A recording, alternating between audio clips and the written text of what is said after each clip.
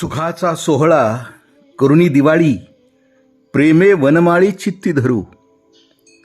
या संत श्रेष्ठ सावताबाबांच्या वचनाप्रमाणे आपल्या सामान्य जीवनामध्ये हा पालखीचा सुखाचा सोहळा आम्हाला आनंद देतो आहे. आज तुकोबरायांच्या पालखी सोहळ्यामध्ये धावा हा एक विशेष आणि खूप आर्ततादायी सोहळा आहे.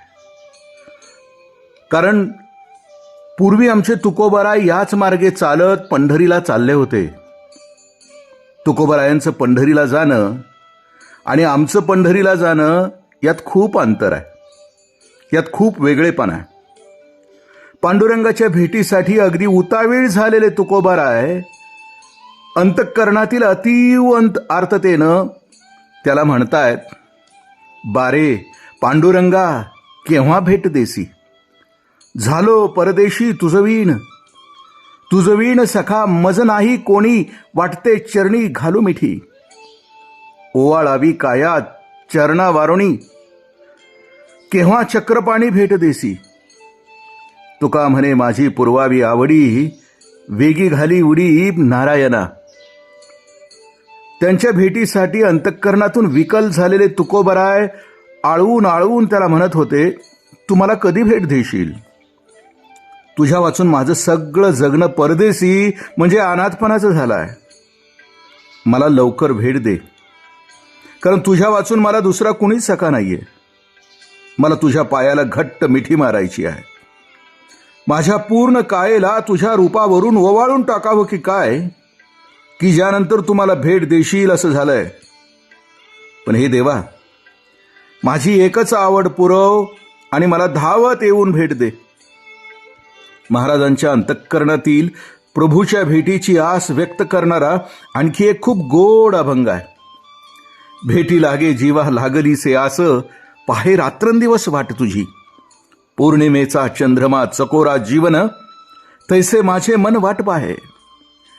दिवाळीच्या मुळा लेकी आसावली, पाहतसे वाटुली पंढरीची, भुकेलिया बाळ अति शोक करी, वाट पाहे परी माऊलीची, तुका म्हणे मज लागली से भूक, धावूनी श्रीमुख दावी आता. महाराज त्यांच्या भेटीची रात्रंदिवस वाट पाहत होते. काय सांगावी ती अवस्था.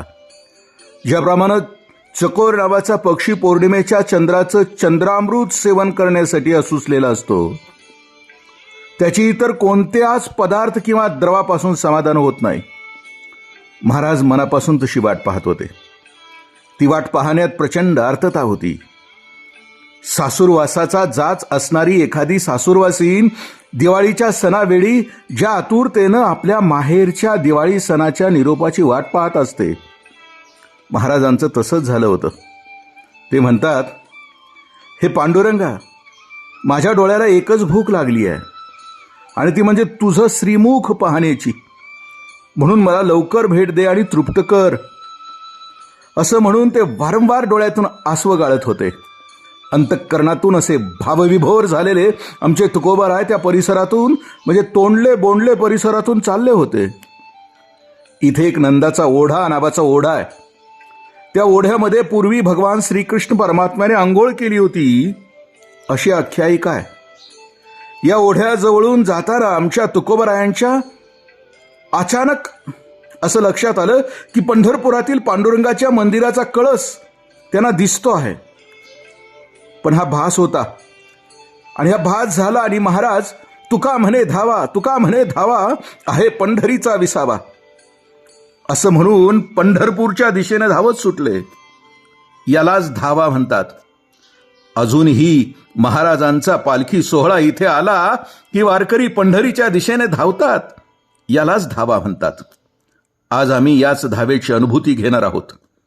पण हा धावा अनुभवताना आमच्या अंतःकरणाची धाव म्हणजे सीमा आमच्या तुकोबरायाप्रमाणेच व्यापक आणि विशाल होऊन आम्हालाही त्या सावळ्या परब्रह्माचा मनापासून लळा लागावा, एवढीच तुकोबरायांच्या चरणी प्रार्थना. तुका म्हणे धावा आहे पंढरी विसावा. राम कृष्ण हरी, पुंडलीक वरदे हरी. जय हो, मंगल हो.